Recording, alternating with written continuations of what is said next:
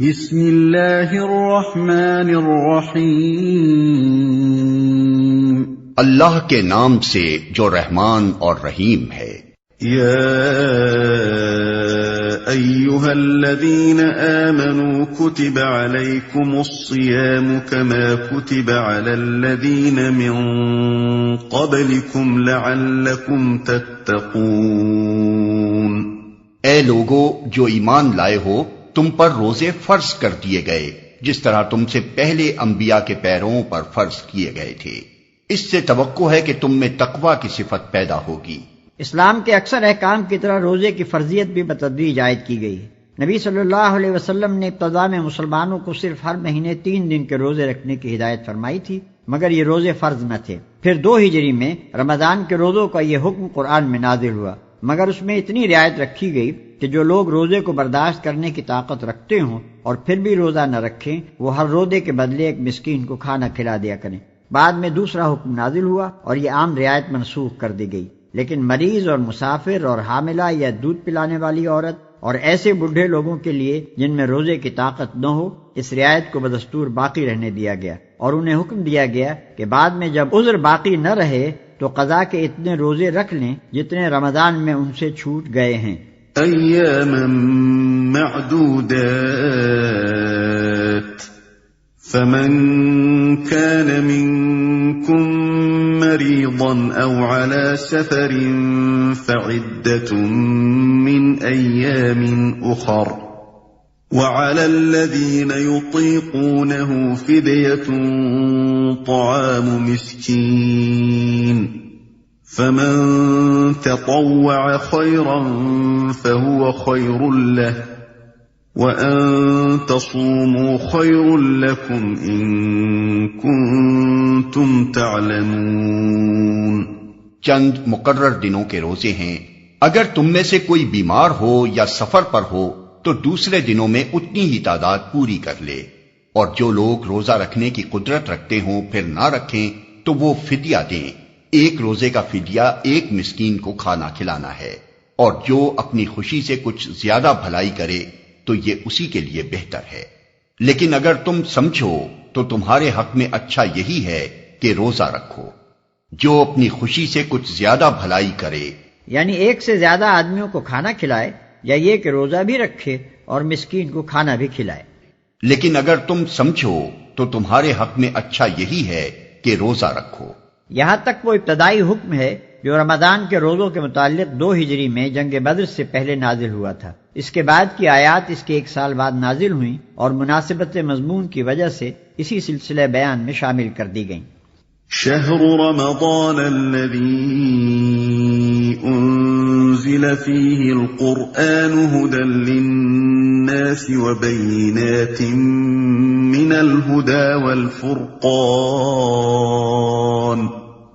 فمن شهد منكم الشهر فليصمه، ومن كان مريضا أو على سفر فعدة من أيام أخر، يريد الله بكم اليسر ولا يريد بكم العسر، ولتكملوا العدة ولتكبروا الله على ما هداكم ولعلكم تشكرون۔ رمضان وہ مہینہ ہے جس میں قرآن نازل کیا گیا جو انسانوں کے لیے سراسر ہدایت ہے اور ایسی واضح تعلیمات پر مشتمل ہے جو راہ راست دکھانے والی اور حق و باطل کا فرق کھول کر رکھ دینے والی ہیں۔ لہذا اب سے جو شخص اس مہینے کو پائے اس کو لازم ہے کہ اس پورے مہینے کے روزے رکھے، اور جو کوئی مریض ہو یا سفر پر ہو تو وہ دوسرے دنوں میں روزوں کی تعداد پوری کرے۔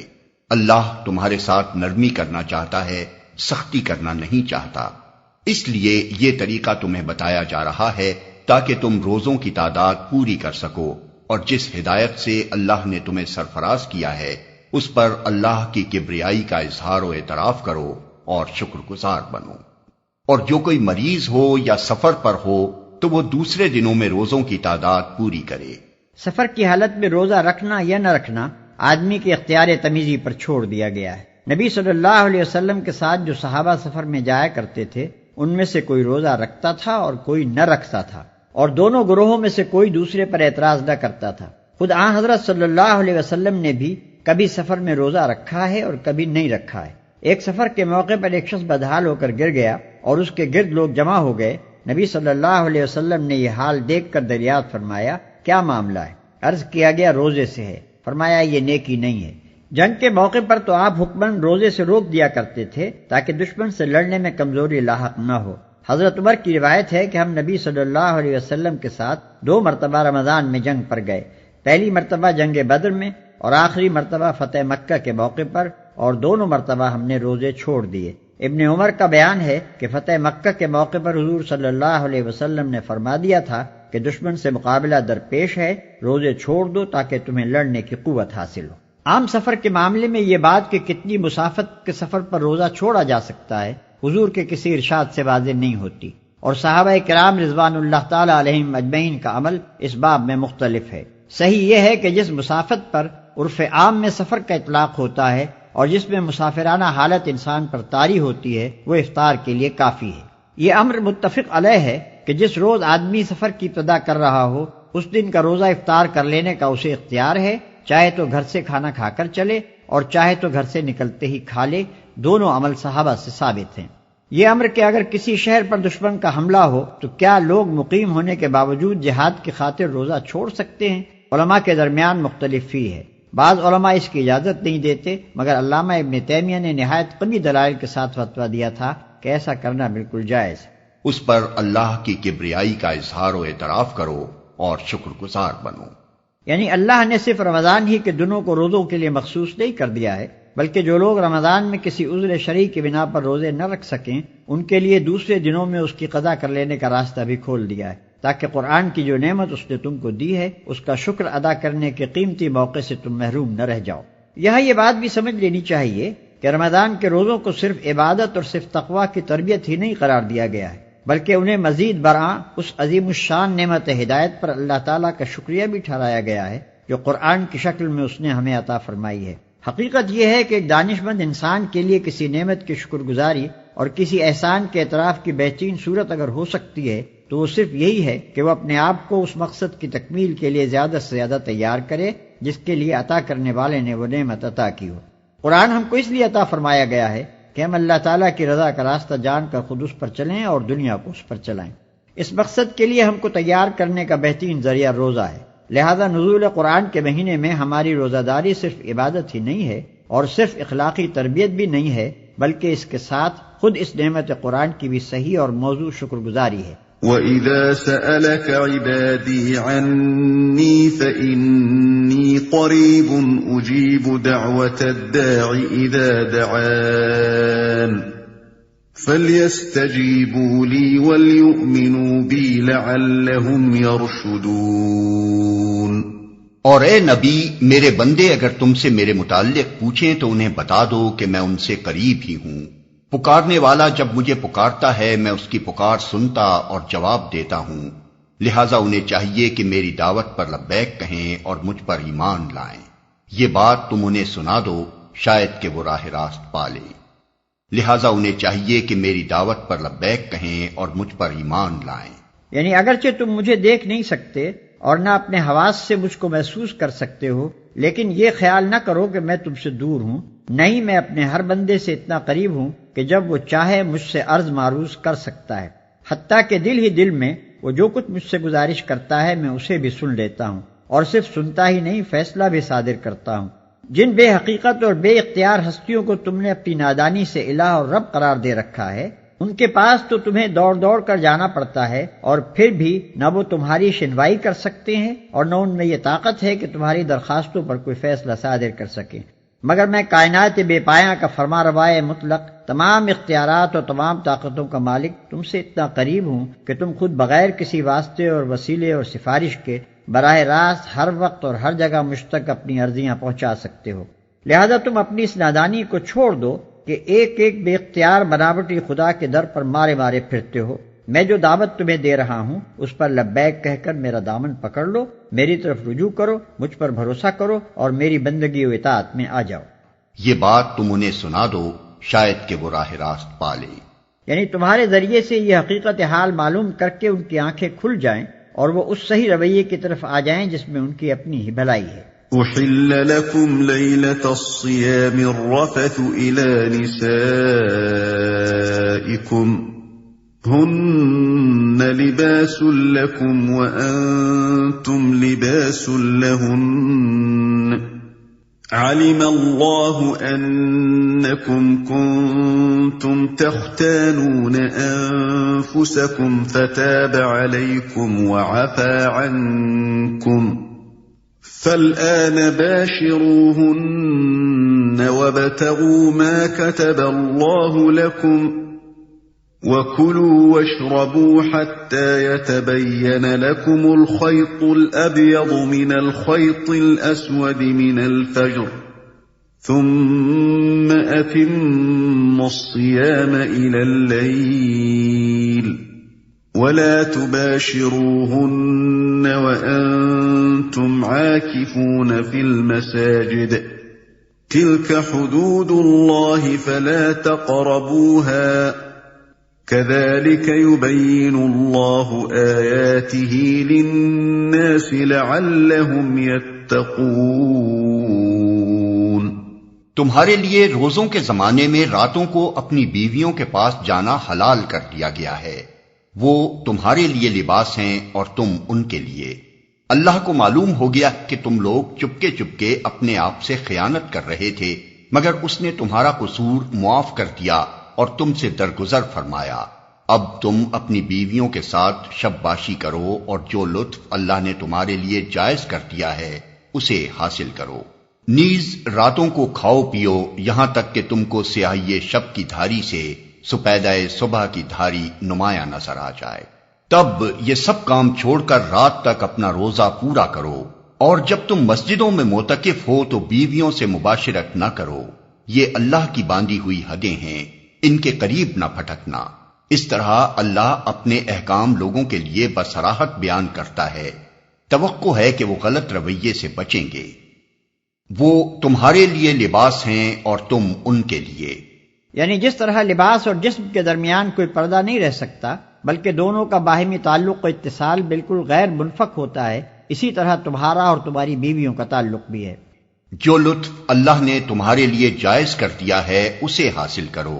ابتدا میں اگرچہ اس قسم کا کوئی صاف حکم موجود نہ تھا کہ رمضان کی راتوں میں کوئی شخص اپنی بیوی سے مباشرت نہ کرے، لیکن لوگ اپنی جگہ یہی سمجھتے تھے کہ ایسا کرنا جائز نہیں ہے، پھر اس کے ناجائز یا مکروہ ہونے کا خیال دل میں لیے ہوئے بسا اوقات اپنی بیویوں کے پاس چلے جاتے تھے۔ یہ گویا اپنے ضمیر کے ساتھ خیانت کا ارتکاب تھا، اور اس سے اندیشہ تھا کہ ایک مجرمانہ اور گناہ گارانہ ذہنیت ان کے اندر پرورش پاتی رہے گی۔ اس لیے اللہ تعالیٰ نے پہلے اس خیانت پر تنبیہ فرمائی اور پھر ارشاد فرمایا کہ یہ فعل تمہارے لیے جائز ہے، لہذا اب اسے برا فعل سمجھتے ہوئے نہ کرو، بلکہ اللہ کی اجازت سے فائدہ اٹھاتے ہوئے قلب و ضمیر کی پوری طہارت کے ساتھ کرو۔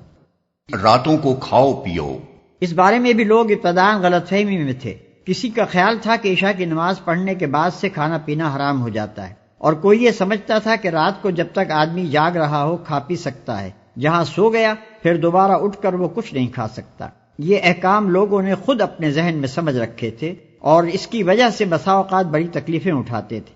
اس آیت میں انہی غلط فہمیوں کو رفع کیا گیا ہے۔ اس میں روزے کی حد طلوع فجر سے لے کر غروب آفتاب تک مقرر کر دی گئی، اور غروب آفتاب سے طلوع فجر تک رات بھر کھانے پینے اور مباشرت کرنے کے لیے آزادی دے دی گئی۔ اس کے ساتھ نبی صلی اللہ علیہ وسلم نے سحری کا قاعدہ مقرر فرما دیا تاکہ طلوع فجر سے عین پہلے آدمی اچھی طرح کھا پی لے، سپیدہ صبح کی دھاری نمایاں نظر آ جائے۔ اسلام نے اپنی عبادات کے لیے اوقات کا وہ معیار مقرر کیا ہے جس سے دنیا میں ہر وقت ہر مرتبہ و تمدن کے لوگ ہر جگہ اوقات کی تعین کر سکیں۔ وہ گھڑیوں کے لحاظ سے وقت مقرر کرنے کے بجائے ان آثار کے لحاظ سے وقت مقرر کرتا ہے جو آفاق میں نمایاں نظر آتے ہیں۔ مگر نادان لوگ اس طریقے توقیت پر عموماً یہ اعتراض کرتے ہیں کہ قطبین کے قریب جہاں رات اور دن کئی مہینوں کے ہوتے ہیں، اوقات کی یہ تعین کیسے چل سکے گی؟ حالانکہ یہ اعتراض دراصل علم جغرافیہ کی سرسری واقفیت کا نتیجہ ہے۔ حقیقت میں نہ وہاں 6 مہینوں کی رات اس معنی میں ہوتی ہے اور نہ 6 مہینوں کا دن جس معنی میں ہم خط استوا کے آس پاس رہنے والے لوگ دن اور رات کے لفظ بولتے ہیں۔ خواہ رات کا دور ہو یا دن کا، بہرحال صبح و شام کے آثار وہاں پوری باقاعدگی کے ساتھ افق پر نمایاں ہوتے ہیں۔ اور انہی کے لحاظ سے وہاں کے لوگ ہماری طرح اپنے سونے جاگنے اور کام کرنے اور تفریح کرنے کے اوقات مقرر کرتے ہیں۔ جب گھڑیوں کا رواج عام نہ تھا تب بھی فن لینڈ، ناروے اور گرین لینڈ وغیرہ ملکوں کے لوگ اپنے اوقات معلوم کرتے ہی تھے اور اس کا ذریعہ یہی افق کے آثار تھے۔ لہذا جس طرح دوسرے تمام معاملات میں یہ آثار ان کے لیے تعین اوقات کا کام دیتے ہیں، اسی طرح نماز اور سحر و افطار کے معاملے میں بھی دے سکتے ہیں۔ رات تک اپنا روزہ پورا کرو۔ رات تک روزہ پورا کرنے سے مراد یہ ہے کہ جہاں رات کی سرحد شروع ہوتی ہے وہیں تمہارے روزے کی سرحد ختم ہو جائے، اور ظاہر ہے کہ رات کی سرحد غروب آفتاب سے شروع ہوتی ہے، لہذا غروب آفتاب ہی کے ساتھ افطار کر لینا چاہیے۔ سحر اور افطار کی صحیح علامت یہ ہے کہ جب رات کے آخری حصے میں افق کے مشرقی کنارے پر سفیدہ صبح کی باریک سی دھاری نمودار ہو کر اوپر بڑھنے لگے تو سحری کا وقت ختم ہو جاتا ہے، اور جب دن کے آخری حصے میں مشرق کی جانب سے رات کی سیاہی بلند ہوتی نظر آئے تو افطار کا وقت آ جاتا ہے۔ آج کل لوگ سحری اور افطار دونوں کے معاملے میں شدت احتیاط کی بنا پر کچھ بیجا تشدد برتنے لگے ہیں، مگر شریعت نے ان دونوں اوقات کی کوئی ایسی حد بندی نہیں کی ہے جس سے چند سیکنڈ یا چند منٹ ادھر ادھر ہو جانے سے آدمی کا روزہ خراب ہو جاتا ہو۔ سحر میں سیاہی شب سے سفیدہ سحر کا نمودار ہونا اچھی خاصی گنجائش اپنے اندر رکھتا ہے، اور ایک شخص کے لیے یہ بالکل صحیح ہے کہ اگر عین طلوع فجر کے وقت اس کی آنکھ کھلی ہو تو وہ جلدی سے اٹھ کر کچھ کھا پی لے۔ حدیث میں آتا ہے کہ حضور صلی اللہ علیہ وسلم نے فرمایا، اگر تم میں سے کوئی شخص سحری کھا رہا ہو اور اذان کی آواز آ جائے تو فوراً چھوڑ نہ دے بلکہ اپنی حاجت بھر کھا پی لے۔ اسی طرح افطار کے وقت میں بھی غروب آفتاب کے بعد خواہ مخواہ دن کی روشنی ختم ہونے کا انتظار کرتے رہنے کی کوئی ضرورت نہیں۔ نبی صلی اللہ علیہ وسلم سورج ڈوبتے ہی بلال کو آواز دیتے تھے کہ لاؤ ہمارا شربت۔ بلال رضی اللہ عنہ عرض کرتے کہ یا رسول اللہ صلی اللہ علیہ وسلم، ابھی تو دن چمک رہا ہے۔ آپ فرماتے کہ جب رات کی سیاہی مشرق سے اٹھنے لگے تو روزے کا وقت ختم ہو جاتا ہے۔ اور جب تم مسجدوں میں معتکف ہو تو بیویوں سے مباشرت نہ کرو۔ معتکف ہونے کا مطلب یہ ہے کہ آدمی رمضان کے آخری 10 دن مسجد میں رہے اور یہ دن اللہ کے ذکر کے لیے مختص کر دے۔ اس اعتکاف کی حالت میں آدمی اپنی انسانی حاجات کے لیے مسجد سے باہر جا سکتا ہے، مگر لازم ہے کہ وہ اپنے آپ کو شہوانی لذتوں سے روکے رکھے۔ یہ اللہ کی باندھی ہوئی حدیں ہیں، ان کے قریب نہ پھٹکنا۔ یہ نہیں فرمایا کہ ان حدوں سے تجاوز نہ کرنا، بلکہ یہ فرمایا کہ ان کے قریب نہ پھٹکنا۔ اس کا مطلب یہ ہے کہ جس مقام سے معصیت کی حد شروع ہوتی ہے، عین اسی مقام کے آخری کناروں پر گھومتے رہنا آدمی کے لیے خطرناک ہے۔ سلامتی اس میں ہے کہ آدمی سرحد سے دور ہی رہے تاکہ بھولے سے بھی قدم اس کے پار نہ چلا جائے۔ یہی مضمون اس حدیث میں بیان ہوا ہے جس میں نبی صلی اللہ علیہ وسلم نے فرمایا کہ ہر بادشاہ کی ایک حما ہوتی ہے، اور اللہ کی حما اس کی وہ حدیں ہیں جن سے اس نے حرام و حلال اور طاعت و معصیت کا فرق قائم کیا ہے۔ جو جانور حما کے گرد ہی چرتا رہے گا، ہو سکتا ہے کہ ایک روز وہ حما کے اندر داخل ہو جائے۔ افسوس ہے کہ بہت سے لوگ جو شریعت کی روح سے ناواقف ہیں ہمیشہ اجازت کی آخری حدوں تک ہی جانے پر اصرار کرتے ہیں، اور بہت سے علماء و مشائخ بھی اسی غرض کے لیے سندیں ڈھونڈ ڈھونڈ کر جواز کی آخری حدیں انہیں بتایا کرتے ہیں تاکہ وہ اس باریک خط امتیاز ہی پر گھومتے رہیں جہاں اطاعت اور معصیت کے درمیان محض بال برابر فاصلہ رہ جاتا ہے۔ اسی کا نتیجہ ہے کہ بکثرت لوگ معصیت اور معصیت سے بھی بڑھ کر ضلالت میں مبتلا ہو رہے ہیں، کیونکہ ان باریک سرحدی خطوط کی تمیز اور ان کے کنارے پہنچ کر اپنے آپ کو قابو میں رکھنا ہر ایک کے بس کا کام نہیں ہے۔ وَلَا تَأْكُلُوا أَمْوَالَكُمْ بَيْنَكُمْ بِالْبَاطِلِ وَتُدْلُوا بِهَا إِلَى الْحُكَّامِ لِتَأْكُلُوا فَرِيقًا مِّنْ أَمْوَالِ النَّاسِ بِالْإِثْمِ وَأَنْتُمْ تَعْلَمُونَ۔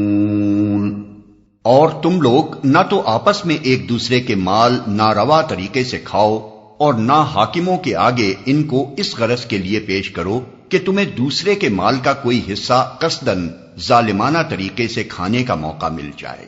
اس آیت کا ایک مفہوم تو یہ ہے کہ حاکموں کو رشوت دے کر ناجائز فائدے اٹھانے کی کوشش نہ کرو، اور دوسرا مفہوم یہ ہے کہ جب تم خود جانتے ہو کہ مال دوسرے شخص کا ہے تو محض اس لیے کہ اس کے پاس اپنی ملکیت کا کوئی ثبوت نہیں ہے، یا اس بنا پر کہ کسی اینچ پینچ سے تم اس کو کھا سکتے ہو، اس کا مقدمہ عدالت میں نہ لے جاؤ۔ ہو سکتا ہے کہ حاکم عدالت روداد مقدمہ کے لحاظ سے وہ مال تم کو دلوا دے، مگر حاکم کا ایسا فیصلہ دراصل غلط بتائی ہوئی روداد سے دھوکہ کھا جانے کا نتیجہ ہوگا۔ اس لیے عدالت سے اس کی ملکیت کا حق حاصل کر لینے کے باوجود حقیقت میں تم اس کے جائز مالک نہ بن جاؤ گے، عند اللہ وہ تمہارے لیے حرام ہی رہے گا۔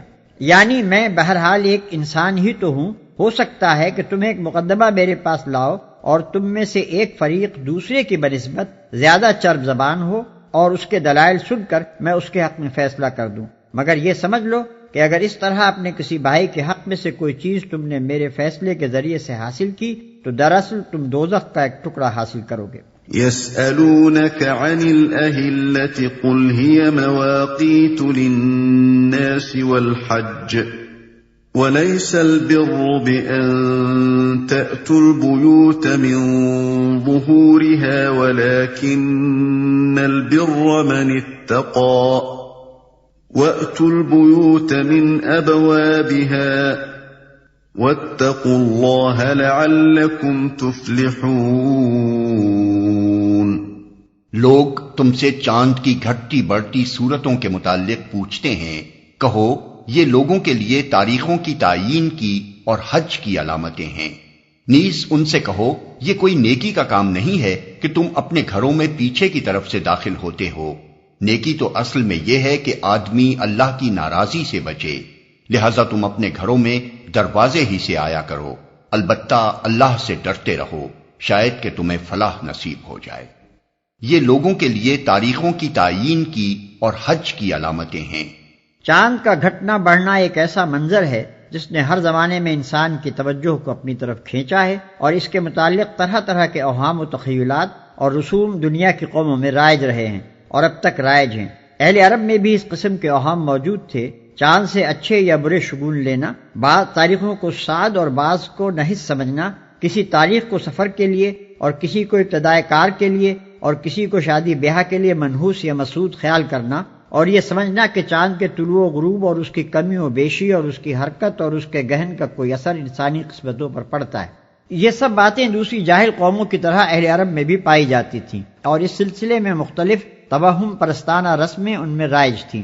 انہی چیزوں کی حقیقت نبی صلی اللہ علیہ وسلم سے دریافت کی گئی۔ جواب میں اللہ تعالیٰ نے بتایا کہ یہ گھٹتا بڑھتا چاند تمہارے لیے اس کے سوا کچھ نہیں کہ ایک قدرتی جنتری ہے جو آسمان پر نمودار ہو کر دنیا بھر کے لوگوں کو بیک وقت ان کی تاریخوں کا حساب بتاتی رہتی ہے۔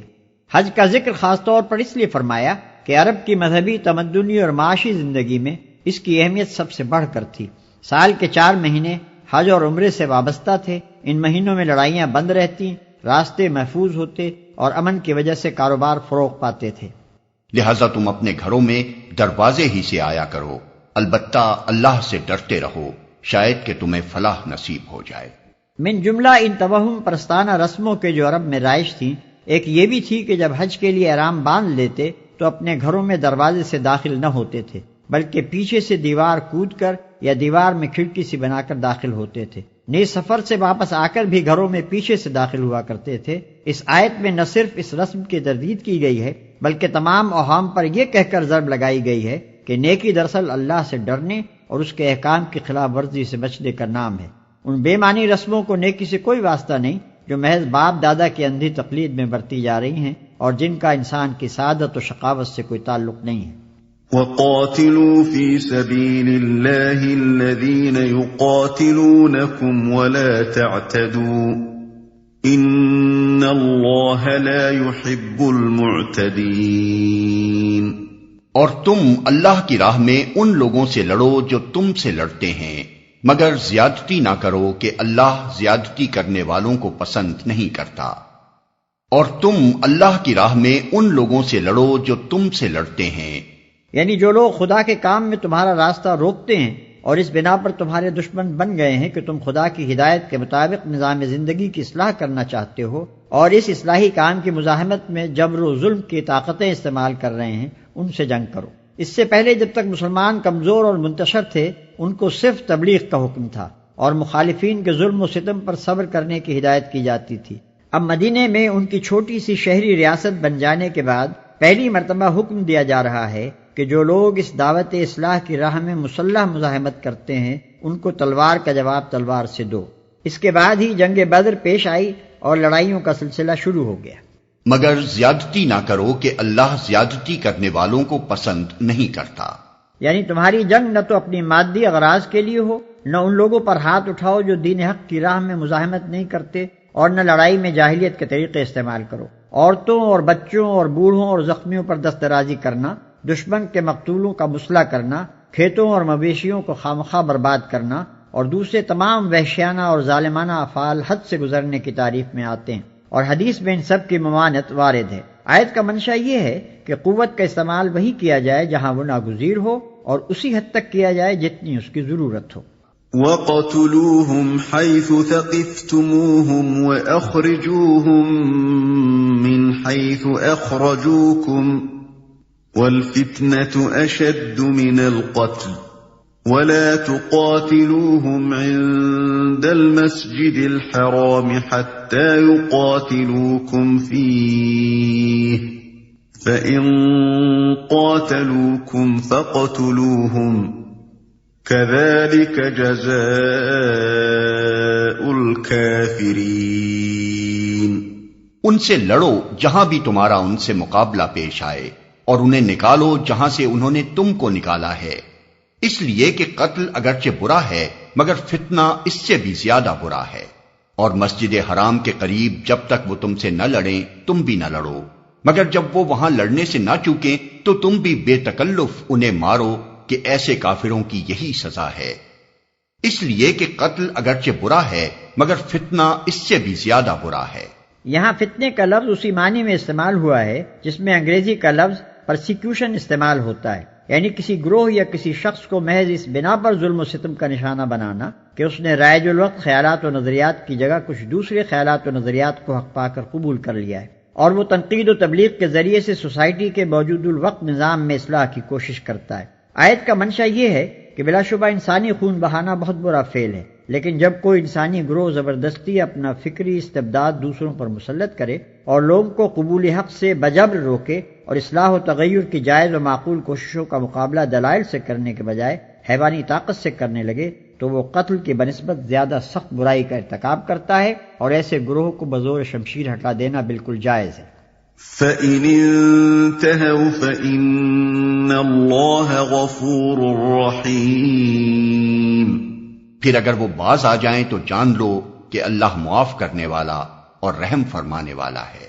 یعنی تم جس خدا پر ایمان لائے ہو اس کی صفت یہ ہے کہ بد سے بدتر مجرم اور گناہگار کو بھی معاف کر دیتا ہے جبکہ وہ اپنی باغیانہ روش سے باز آ جائے۔ یہی صفت تم اپنے اندر بھی پیدا کرو۔ تخلقوا باخلاق اللہ، تمہاری لڑائی اس انتقام کی پیاس بجھانے کے لیے نہ ہو بلکہ خدا کے دین کا راستہ صاف کرنے کے لیے ہو۔ جب تک کوئی گروہ راہ خدا میں مداحم رہے بس اسی وقت تک اس سے تمہاری لڑائی بھی رہے، اور جب وہ اپنا رویہ چھوڑ دے تو تمہارا ہاتھ بھی پھر اس پر نہ اٹھے۔ وَقَاتِلُوهُمْ حَتَّى لَا تَكُونَ فِتْنَةٌ وَيَكُونَ الدِّينُ لِلَّهِ فَإِنِ انتهوا فَلَا عُدْوَانَ إِلَّا عَلَى الظَّالِمِينَ۔ تم ان سے لڑتے رہو یہاں تک کہ فتنہ باقی نہ رہے اور دین اللہ کے لیے ہو جائے۔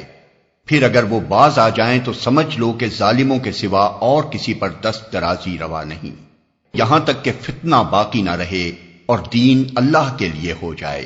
یہاں فتنے کا لفظ اوپر کے معنی سے ذرا مختلف معنی میں استعمال ہوا ہے۔ سیاق و سباق سے صاف ظاہر ہے کہ اس مقام پر فتنے سے مراد وہ حالت ہے جس میں دین اللہ کے بجائے کسی اور کے لیے ہو، اور لڑائی کا مقصد یہ ہے کہ یہ فتنہ ختم ہو جائے اور دین صرف اللہ کے لیے ہو۔ پھر جب ہم لفظ دین کی تحقیق کرتے ہیں تو معلوم ہوتا ہے کہ عربی زبان میں دین کے معنی اطاعت کے ہیں، اور اصطلاحاً اس سے مراد وہ نظام زندگی ہے جو کسی کو بالاتر مان کر اس کے احکام و قوانین کی پیروی میں اختیار کیا جائے۔ پس دین کی اس تشریح سے یہ بات خود واضح ہو جاتی ہے کہ سوسائٹی کی وہ حالت جس میں بندوں پر بندوں کی خدائی و فرمانروائی قائم ہو اور جس میں اللہ کے قانون کے مطابق زندگی بسر کرنا ممکن نہ رہے، فتنے کی حالت ہے، اور اسلامی جنگ کا مطمح نظر یہ ہے کہ اس فتنے کی جگہ ایسی حالت قائم ہو جس میں بندے صرف قانون الہی کے مطیع بن کر رہیں۔ پھر اگر وہ باز آ جائیں تو سمجھ لو کہ ظالموں کے سوا اور کسی پر دست درازی روا نہیں۔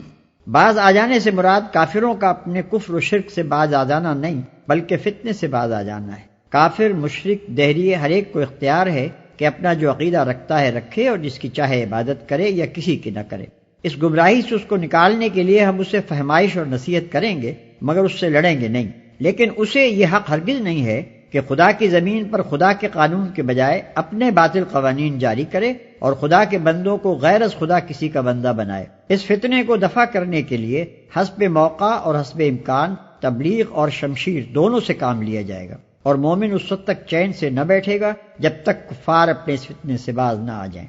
اور یہ جو فرمایا کہ اگر وہ باز آ جائیں تو ظالموں کے سوا کسی پر دست درازی روا نہیں، تو اس سے یہ اشارہ نکلتا ہے کہ جب نظام باطل کی جگہ نظام حق قائم ہو جائے تو عام لوگوں کو تو معاف کر دیا جائے گا، لیکن ایسے لوگوں کو سزا دینے میں اہل حق بالکل حق بجانب ہوں گے جنہوں نے اپنے دور اقتدار میں نظام حق کا راستہ روکنے کے لیے ظلم و ستم کی حد کر دی ہو۔ اگرچہ اس معاملے میں بھی مومنین صالحین کو یہی زیب دیتا ہے کہ عفو درگزر سے کام لیں اور فتح یاب ہو کر ظالموں سے انتقام نہ لیں، مگر جن کے جرائم کی فہرست بہت ہی زیادہ سیاہ ہو ان کو سزا دینا بالکل جائز ہے، اور اس اجازت سے خود نبی صلی اللہ علیہ وسلم نے فائدہ اٹھایا ہے، جن سے بڑھ کر عفو درگزر کسی کے شایع نشان نہ تھا۔ چنانچہ جنگ بدر کے قیدیوں میں سے عقبہ بن ابی معیط اور نضر بن حارث کا قتل اور فتح مکہ کے بعد آپ کا 17 آدمیوں کو عفو عام سے مستثنی فرمانا اور پھر ان میں سے 4 کو سزائے موت دینا اسی اجازت پر مبنی تھا۔ الشهر الحرام بالشهر الحرام والحرمات قصاص فمن اعتدى عليكم فاعتدوا عليه بمثل ما اعتدى عليكم واتقوا الله واعلموا ان الله مع المتقين۔ ماہ حرام کا بدلہ ماہ حرام ہی ہے، اور تمام حرمتوں کا لحاظ برابری کے ساتھ ہوگا، لہذا جو تم پر دست درازی کرے تم بھی اسی طرح اس پر دست درازی کرو، البتہ اللہ سے ڈرتے رہو اور یہ جان رکھو کہ اللہ انہی لوگوں کے ساتھ ہے جو اس کی حدود توڑنے سے پرہیز کرتے ہیں، اور تمام حرمتوں کا لحاظ برابری کے ساتھ ہوگا۔ اہل عرب میں حضرت ابراہیم کے وقت سے یہ قاعدہ چلا آ رہا تھا کہ ذی القعدہ، ذی الحجہ اور محرم کے 3 مہینے حج کے لیے مختص تھے، اور رجب کا مہینہ عمرے کے لیے خاص کیا گیا تھا، اور ان 4 مہینوں میں جنگ اور قتل و غارت گری ممنوع تھی تاکہ زائرین کعبہ امن و امان کے ساتھ خدا کے گھر تک جائیں اور اپنے گھروں کو واپس ہو سکیں۔ اس بنا پر ان مہینوں کو حرام مہینے کہا جاتا تھا، یعنی حرمت والے مہینے۔ آیت کا منشا یہ ہے کہ ماہ حرام کی حرمت کا لحاظ کفار کریں تو مسلمان بھی کریں، اور اگر وہ اس حرمت کو نظر انداز کر کے کسی حرام مہینے میں مسلمانوں پر دست درازی کر گزریں تو پھر مسلمان بھی ماہ حرام میں بدلہ لینے کے مجاز ہیں۔ اس اجازت کی ضرورت خاص طور پر اس وجہ سے پیش آ گئی تھی کہ اہل عرب نے جنگ و جدل اور لوٹ مار کی خاطر نفی کا قاعدہ بنا رکھا تھا، جس کی روح سے وہ اگر کسی سے انتقام لینے کے لیے یا غارت گری کرنے کے لیے جنگ چھیڑنا چاہتے تھے تو کسی حرام مہینے میں اس پر چھاپا مار دیتے اور پھر اس مہینے کی جگہ کسی دوسرے حلال مہینے کو حرام کر کے گویا اس حرمت کا بدلہ پورا کر دیتے تھے۔ اس بنا پر مسلمانوں کے سامنے یہ سوال پیدا ہوا کہ اگر کفار اپنے نسی کے ہیلے کو کام میں لا کر کسی حرام مہینے میں جنگی کارروائی کر بیٹھیں تو اس صورت میں کیا کیا جائے؟ اسی سوال کا جواب اس آیت میں دیا گیا ہے۔ وَأَنفِقُوا فِي سَبِيلِ اللَّهِ وَلَا تُلْقُوا بِأَيْدِيكُمْ إِلَى التَّهْلُكَةِ وَأَحْسِنُوا إِنَّ اللَّهَ يُحِبُّ الْمُحْسِنِينَ۔ اللہ کی راہ میں خرچ کرو اور اپنے ہاتھوں اپنے آپ کو ہلاکت میں نہ ڈالو، احسان کا طریقہ اختیار کرو کہ اللہ محسنوں کو پسند کرتا ہے۔ اللہ کی راہ میں خرچ کرو اور اپنے ہاتھوں اپنے آپ کو ہلاکت میں نہ ڈالو۔ اللہ کی راہ میں خرچ کرنے سے مراد اللہ کے دین کو قائم کرنے کی سعی و جہد میں مالی قربانیاں کرنا ہے۔ آیت کا مطلب یہ ہے کہ اگر تم خدا کے دین کو سربلند کرنے کے لیے اپنا مال خرچ نہ کرو گے اور اس کے مقابلے میں اپنے ذاتی مفاد کو عزیز رکھو گے تو یہ تمہارے لیے دنیا میں بھی موجب ہلاکت ہوگا اور آخرت میں بھی۔ دنیا میں تم کفار سے مغلوب اور ذلیل ہو کر رہو گے اور آخرت میں تم سے سخت باز پرس ہوگی۔ احسان کا طریقہ اختیار کرو کہ اللہ محسنوں کو پسند کرتا ہے۔ احسان کا لفظ حسن سے نکلا ہے، جس کے معنی کسی کام کو خوبی کے ساتھ کرنے کے ہیں۔ عمل کا ایک درجہ یہ ہے کہ آدمی کے سپرد جو خدمت ہو اسے بس کر دے، اور دوسرا درجہ یہ ہے کہ اسے خوبی کے ساتھ کرے، اپنی پوری قابلیت اور اپنے تمام وسائل اس میں صرف کر دے اور دل و جان سے اس کی تکمیل کی کوشش کرے۔ پہلا درجہ محض طاعت کا درجہ ہے، جس کے لیے صرف تقوی اور خوف کافی ہو جاتا ہے، اور دوسرا درجہ احسان کا درجہ ہے، جس کے لیے محبت اور گہرا قلبی لگاؤ درکار ہوتا ہے۔ وَأَتِمُّوا الْحَجَّ وَالْعُمْرَةَ لِلَّهِ فَإِنْ أُحْصِرْتُمْ فَمَا اسْتَيْسَرَ مِنَ الْهَدْيِ وَلَا تَحْلِقُوا رُؤُوسَكُمْ حَتَّى يَبْلُغَ الْهَدْيُ مَحِلَّهُ فَمَنْ كَانَ مِنْكُمْ مَرِيضًا أَوْ بِهِ أَذًى مِّن رَّأْسِهِ فَفِدْيَةٌ مِّن صِيَامٍ أَوْ صَدَقَةٍ أَوْ نُسُكٍ فَإِذَا أَمِنْتُمْ فَمَنْ تَمَتَّعَ بِالْعُمْرَةِ إِلَى الْحَجِّ فَمَا اسْتَيْسَرَ مِنَ الْهَدْيِ فَمَنْ لَمْ يَجِدْ فَصِيَامُ 3 أَيَّامٍ فِي الْحَجِّ وَسَبْعَةٍ إِذَا رَجَعْتُمْ تِلْكَ 10 كَامِلَةٌ ذَلِكَ لِمَنْ لَمْ يَكُنْ أَهْلُهُ حَاضِرِ الْمَسْجِدِ الْحَرَامِ وَاتَّقُوا اللَّهَ وَاعْلَمُوا أَنَّ اللَّهَ شَدِيدُ الْعِقَابِ۔ اللہ کی خوشنودی کے لیے جب حج اور عمرے کی نیت کرو تو اسے پورا کرو، اور اگر کہیں گھر جاؤ تو جو قربانی میسر آئے اللہ کی جناب میں پیش کرو، اور اپنے سر نہ مونڈو جب تک کہ قربانی اپنی جگہ نہ پہنچ جائے، مگر جو شخص مریض ہو یا جس کے سر میں کوئی تکلیف ہو اور اس بنا پر اپنا سر منڈوا لے تو اسے چاہیے کہ فدیے کے طور پر روزے رکھے یا صدقہ دے یا قربانی کرے۔ پھر اگر تمہیں امن نصیب ہو جائے اور تم حج سے پہلے مکے پہنچ جاؤ تو جو شخص تم میں سے حج کا زمانہ آنے تک عمرے کا فائدہ اٹھائے وہ حسب مقدور قربانی دے، اور اگر قربانی میسر نہ ہو تو 3 روزے حج کے زمانے میں اور 7 گھر پہنچ کر، اس طرح پورے 10 روزے رکھ لے۔ یہ رعایت ان لوگوں کے لیے ہے جن کے گھر بار مسجد حرام کے قریب نہ ہوں۔ اللہ کے ان احکام کی خلاف ورزی سے بچو اور خوب جان لو کہ اللہ سخت سزا دینے والا ہے۔ اللہ کی جناب میں پیش کرو، یعنی اگر راستے میں کوئی ایسا سبب پیش آ جائے جس کی وجہ سے آگے جانا غیر ممکن ہو اور مجبوراً رک جانا پڑے تو اونٹ، گائے، بکری میں سے جو جانور بھی میسر ہو اللہ کے لیے قربان کر دو، اور اپنے سر نہ مونڈو جب تک کہ قربانی اپنی جگہ نہ پہنچ جائے۔ اس امر میں اختلاف ہے کہ قربانی کے اپنی جگہ پہنچ جانے سے کیا مراد ہے۔ فقہائے حنفیہ کے نزدیک اس سے مراد حرم ہے، یعنی اگر آدمی راستے میں رک جانے پر مجبور ہو تو اپنی قربانی کا جانور یا اس کی قیمت بھیج دے تاکہ اس کی طرف سے حدود حرم میں قربانی کی جائے۔ اور امام مالک اور شافعی رحمہ اللہ کے نزدیک جہاں آدمی گھر گیا ہو وہیں قربانی کر دینا مراد ہے۔ سر مونڈنے سے مراد حجامت ہے، مطلب یہ ہے کہ جب تک قربانی نہ کر لو حجامت نہ کراؤ، یا صدقہ دے یا قربانی کرے۔ حدیث سے معلوم ہوتا ہے کہ نبی صلی اللہ علیہ وسلم نے اس صورت میں 3 دن کے روزے رکھنے یا 6 مسکینوں کو کھانا کھلانے یا کم از کم 1 بکری ذبح کرنے کا حکم دیا ہے۔ پھر اگر تمہیں امن نصیب ہو جائے، یعنی وہ سبب دور ہو جائے جس کی وجہ سے مجبوراً تمہیں راستے میں رک جانا پڑا تھا، چونکہ اس زمانے میں حج کا راستہ بند ہونے اور حاجیوں کے رک جانے کی وجہ زیادہ تر دشمن اسلام قبیلوں کی مزاحمت ہی تھی، اس لیے اللہ تعالیٰ نے اوپر کی آیت میں گھر جانے اور اس کے بالمقابل یہاں امن نصیب ہو جانے کے الفاظ استعمال کیے ہیں۔ لیکن جس طرح گھر جانے کے مفہوم میں دشمن کی مزاحمت کے علاوہ دوسرے تمام موانع شامل ہیں، اسی طرح امن نصیب ہو جانے کا مفہوم بھی ہر مانع و مزاحم چیز کے دور ہو جانے پر حاوی ہے۔ یہ رعایت ان لوگوں کے لیے ہے جن کے گھر بار مسجد حرام کے قریب نہ ہوں۔ عرب میں جاہلیت میں یہ خیال کیا جاتا تھا کہ ایک ہی سفر میں حج اور عمرہ دونوں ادا کرنا گناہ عظیم ہے۔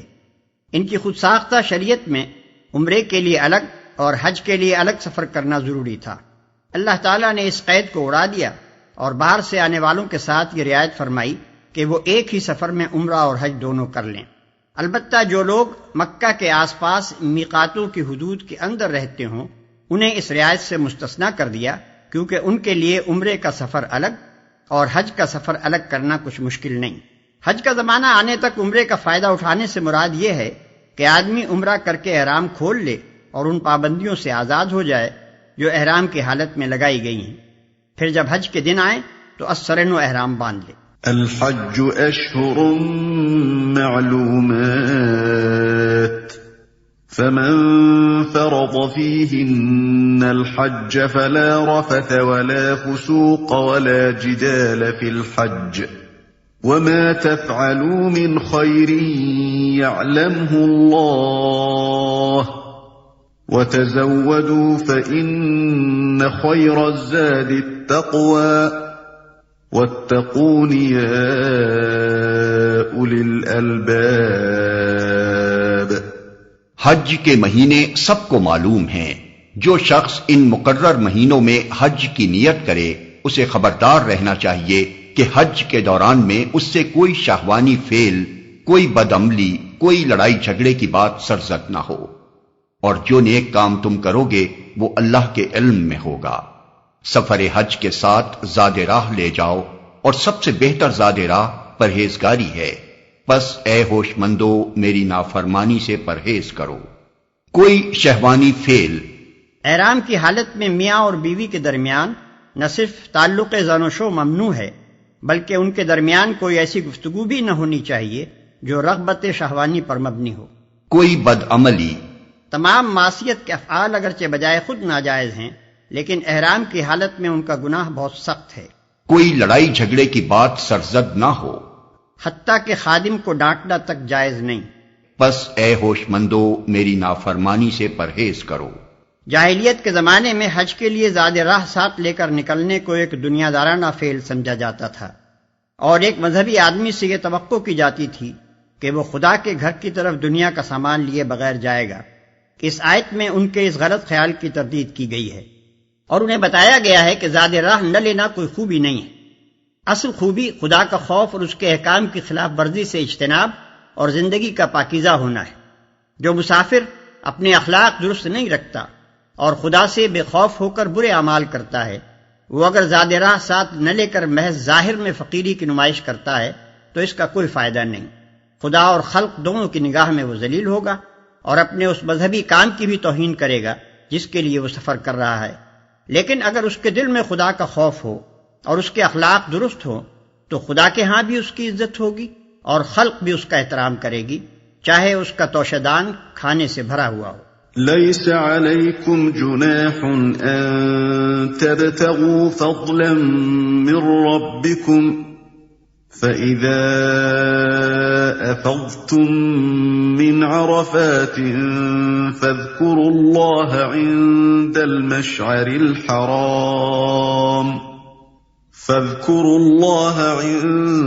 المشعر الحرام واذكروه كما هداكم وإن كنتم من قبله لمن الضالين۔ اور اگر حج کے ساتھ ساتھ تم اپنے رب کا فضل بھی تلاش کرتے جاؤ تو اس میں کوئی مذائقہ نہیں۔ پھر جب عرفات سے چلو تو مشعر حرام یعنی مزدلفہ کے پاس ٹھہر کر اللہ کو یاد کرو، اور اس طرح یاد کرو جس کی ہدایت اس نے تمہیں دی ہے، ورنہ اس سے پہلے تو تم لوگ بھٹکے ہوئے تھے۔ اور اگر حج کے ساتھ ساتھ تم اپنے رب کا فضل بھی تلاش کرتے جاؤ تو اس میں کوئی مذائقہ نہیں۔ یہ بھی قدیم عربوں کا ایک جاہلانہ تصور تھا کہ سفر حج کے دوران میں کسب معاش کے لیے کام کرنے کو وہ برا سمجھتے تھے، کیونکہ ان کے نزدیک کسب معاش ایک دنیا دارانہ فعل تھا اور حج جیسے ایک مذہبی کام کے دوران میں اس کا ارتکاب مذموم تھا۔ قرآن اس خیال کی تردید کرتا ہے اور انہیں بتاتا ہے کہ ایک خدا پرست آدمی جب خدا کے قانون کا احترام ملحوظ رکھتے ہوئے اپنی معاش کے لیے جد و جہد کرتا ہے تو دراصل اپنے رب کا فضل تلاش کرتا ہے، اور کوئی گناہ نہیں اگر وہ اپنے رب کی رضا کے لیے سفر کرتے ہوئے اس کا فضل بھی تلاش کرتا جائے، ورنہ اس سے پہلے تو تم لوگ بھٹکے ہوئے تھے۔ یعنی جاہلیت کے زمانے میں خدا کی عبادت کے ساتھ جن دوسرے مشرکانہ اور جاہلانہ افعال کی آمیزش ہوتی تھی ان سب کو چھوڑ دو، اور اب جو ہدایت اللہ نے تمہیں بخشی ہے اس کے مطابق خالصتاً اللہ تعالیٰ کی عبادت کرو۔ ثم أفيضوا من حيث أفاض الناس واستغفروا الله إن الله غفور رحيم۔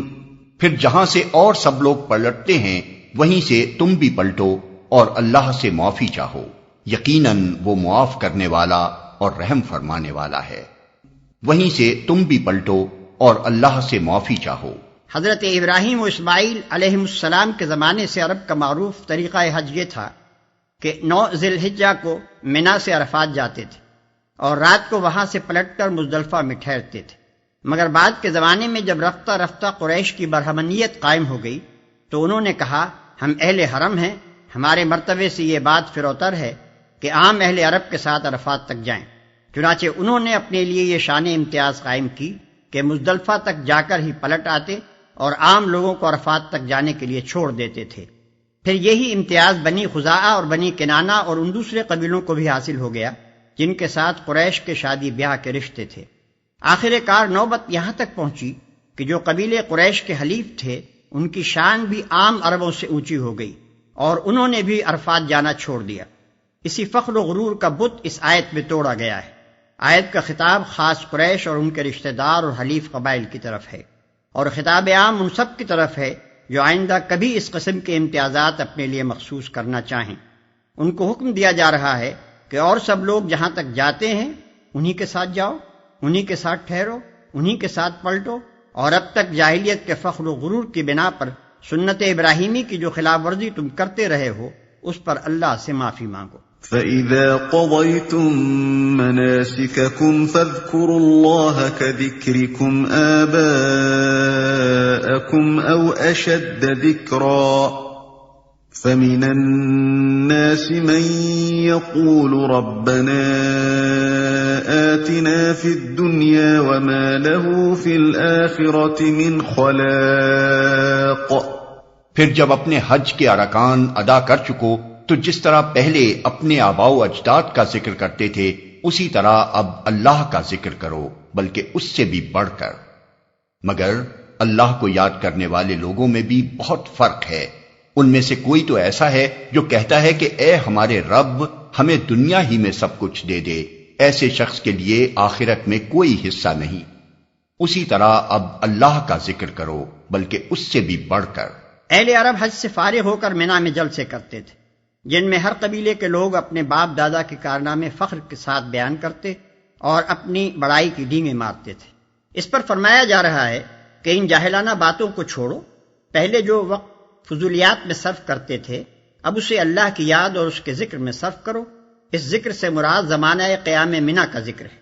وَمِنْهُمْ مَنْ يَقُولُ رَبَّنَا آتِنَا فِي الدُّنْيَا حَسَنَةً وَفِي الْآخِرَةِ حَسَنَةً وَقِنَا عَذَابَ النَّارِ۔ اور کوئی کہتا ہے کہ اے ہمارے رب ہمیں دنیا میں بھی بھلائی دے اور آخرت میں بھی بھلائی، اور آگ کے عذاب سے ہمیں بچا۔ أولئك لهم نصيب مما كسبوا والله سريع الحساب۔ ایسے لوگ اپنی کمائی کے مطابق دونوں جگہ حصہ پائیں گے اور اللہ کو حساب چکاتے کچھ دیر نہیں لگتی۔ واذكروا الله في أيام معدودات فمن تعجل في يومين فلا إثم عليه ومن تأخر فلا إثم عليه لمن اتقى واتقوا الله واعلموا أنكم إليه تحشرون۔ یہ گنتی کے چند روز ہیں جو تمہیں اللہ کی یاد میں بسر کرنے چاہیے، پھر جو کوئی جلدی کر کے 2 ہی دن میں واپس ہو گیا تو کوئی حرج نہیں، اور جو کچھ دیر زیادہ ٹھہر کر پلٹا تو بھی کوئی حرج نہیں، بشرطے کہ یہ دن اس نے تقوی کے ساتھ بسر کیے ہوں۔ اللہ کی نافرمانی سے بچو اور خوب جان رکھو کہ ایک روز اس کے حضور میں تمہاری پیشی ہونے والی ہے، اور جو کچھ دیر زیادہ ٹھہر کر پلٹا تو بھی کوئی حرج نہیں۔ یعنی ایام تشریق میں منا سے مکے کی طرف واپسی خواہ 12 ذی الحجہ کو ہو یا 13ویں تاریخ کو، دونوں صورتوں میں کوئی حرج نہیں۔ اصل اہمیت اس کی نہیں کہ تم ٹھہرے کتنے دن، بلکہ اس کی ہے کہ جتنے دن بھی ٹھہرے ان میں خدا کے ساتھ تمہارے تعلق کا کیا حال رہا، خدا کا ذکر کرتے رہے یا میلوں ٹھیلوں میں لگے رہے۔ وَمِنَ النَّاسِ مَن يُعْجِبُكَ قَوْلُهُ فِي الْحَيَاةِ الدُّنْيَا وَيُشْهِدُ اللَّهَ عَلَى مَا فِي قَلْبِهِ وَهُوَ أَلَدُّ الْخِصَامِ۔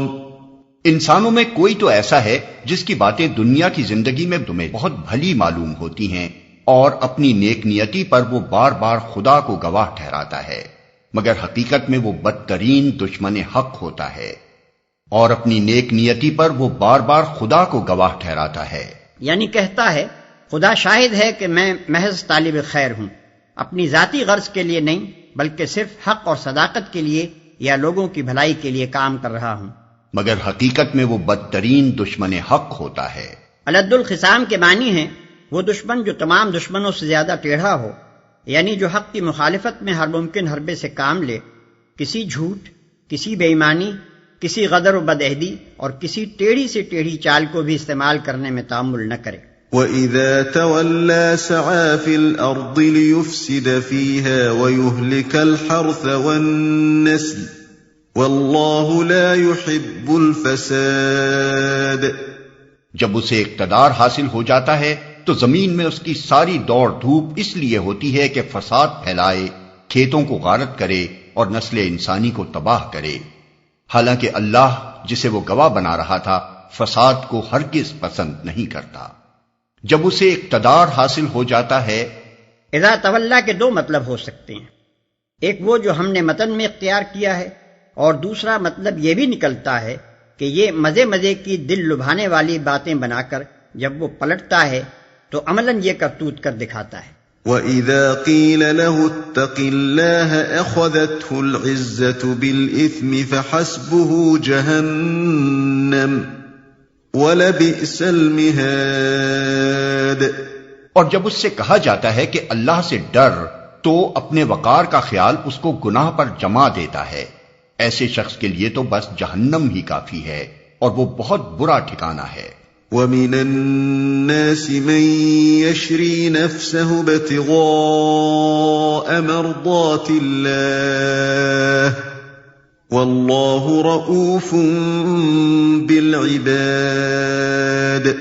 دوسری طرف انسانوں ہی میں کوئی ایسا بھی ہے جو رضائے الہی کی طلب میں اپنی جان کھپا دیتا ہے، اور ایسے بندوں پر اللہ بہت مہربان ہے۔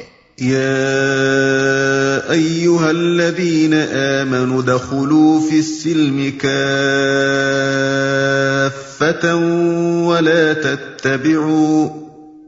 ولا تتبعوا خطوات الشیطان انہ لکم عدو مبین۔ اے ایمان لانے والو، تم پورے کے پورے اسلام میں آ جاؤ، اور شیطان کی پیروی نہ کرو کہ وہ تمہارا کھلا دشمن ہے۔ اے ایمان لانے والو، تم پورے کے پورے اسلام میں آ جاؤ، یعنی کسی استثناء اور تحفظ کے بغیر اپنی پوری زندگی کو اسلام کے تحت لے آؤ۔ تمہارے خیالات، تمہارے نظریات، تمہارے علوم، تمہارے طور طریقے، تمہارے معاملات اور تمہاری سعی و عمل کے راستے سب کے سب بالکل تابع اسلام ہوں۔ ایسا نہ ہو کہ تم اپنی زندگی کو مختلف حصوں میں تقسیم کر کے بعض حصوں میں اسلام کی پیروی کرو اور بعض حصوں کو اس کی پیروی سے مستثنا کر لو۔ فَإِن زَلَلْتُم مِّن بَعْدِ مَا جَاءَتْكُمُ الْبَيِّنَاتُ فَاعْلَمُوا أَنَّ اللَّهَ عَزِيزٌ حَكِيمٌ۔ جو صاف صاف ہدایات تمہارے پاس آ چکی ہیں، اگر ان کو پا لینے کے بعد پھر تم نے لغزش کھائی تو خوب جان رکھو کہ اللہ سب پر غالب اور حکیم و دانا ہے۔ یعنی وہ زبردست طاقت بھی رکھتا ہے اور یہ بھی جانتا ہے کہ اپنے مجرموں کو سزا کس طرح دے۔ هل ينظرون إلا أن يأتيهم الله في ظلل من الغمام والملائكة وقضي الأمر وإلى الله ترجع الأمور۔ ان ساری نصیحتوں اور ہدایتوں کے بعد بھی لوگ سیدھے نہ ہوں تو کیا اب وہ اس کے منتظر ہیں کہ اللہ بادلوں کا چتر لگائے، فرشتوں کے پرے ساتھ لیے خود سامنے آ موجود ہو اور فیصلہ ہی کر ڈالا جائے۔ آخر کار سارے معاملات پیش تو اللہ ہی کے حضور ہونے والے ہیں، اور فیصلہ ہی کر ڈالا جائے۔ یہ الفاظ قابل غور ہیں، ان سے ایک اہم حقیقت پر روشنی پڑتی ہے۔ اس دنیا میں انسان کی ساری آزمائش صرف اس بات کی ہے کہ وہ حقیقت کو دیکھے بغیر مانتا ہے یا نہیں، اور ماننے کے بعد اتنی اخلاقی طاقت رکھتا ہے یا نہیں کہ نافرمانی کا اختیار رکھنے کے باوجود فرما برداری اختیار کرے۔ چنانچہ اللہ تعالیٰ نے انبیاء کی بعثت میں، کتابوں کی تنزیل میں، حتیٰ کہ معجزات تک میں عقل کے امتحان اور اخلاقی قوت کی آزمائش کا ضرور لحاظ رکھا ہے، اور کبھی حقیقت کو اس طرح بے پردہ نہیں کر دیا ہے کہ آدمی کے لیے مانے بغیر چارہ نہ رہے، کیونکہ اس کے بعد تو آزمائش بالکل بے معنی ہو جاتی ہے، اور امتحان میں کامیابی و ناکامی کا کوئی مفہوم ہی باقی نہیں رہتا۔ اسی بنا پر یہاں فرمایا جا رہا ہے کہ اس وقت کا انتظار نہ کرو جب اللہ اور اس کی سلطنت کے کارکن فرشتے خود سامنے آ جائیں گے، کیونکہ پھر تو فیصلہ ہی کر ڈالا جائے گا۔ ایمان لانے اور اطاعت میں سر جھکا دینے کی ساری قدر و قیمت اسی وقت تک ہے جب تک کہ حقیقت تمہارے حواس سے پوشیدہ ہے اور تم محض دلیل سے اس کو تسلیم کر کے اپنی دانش مندی کا اور محض فہمائش سے اس کی پیروی و اطاعت اختیار کر کے اپنی اخلاقی طاقت کا ثبوت دیتے ہو۔ ورنہ جب حقیقت بے نقاب سامنے آ جائے اور تم بچشم سر دیکھ لو کہ یہ خدا اپنے تخت جلال پر متمکن ہے اور یہ ساری کائنات کی سلطنت اس کے فرمان پر چل رہی ہے، اور یہ فرشتے زمین و آسمان کے انتظام میں لگے ہوئے ہیں، اور یہ تمہاری ہستی اس کے قبضہ قدرت میں پوری بے بسی کے ساتھ جکڑی ہوئی ہے، اس وقت تم ایمان لائے اور اطاعت پر آمادہ ہوئے تو اس ایمان اور اطاعت کی قیمت ہی کیا ہے؟ اس وقت تو کوئی کٹے سے کٹا کافر اور بدتر سے بدتر مجرم و فاجر بھی انکار و نافرمانی کی جرت نہیں کر سکتا۔ ایمان لانے اور اطاعت قبول کرنے کی مہلت بس اسی وقت تک ہے جب تک کہ پردہ کشائی کی وہ ساعت نہیں آتی۔ جب وہ ساعت آ گئی تو پھر نہ مہلت ہے نہ آزمائش، بلکہ وہ فیصلے کا وقت ہے۔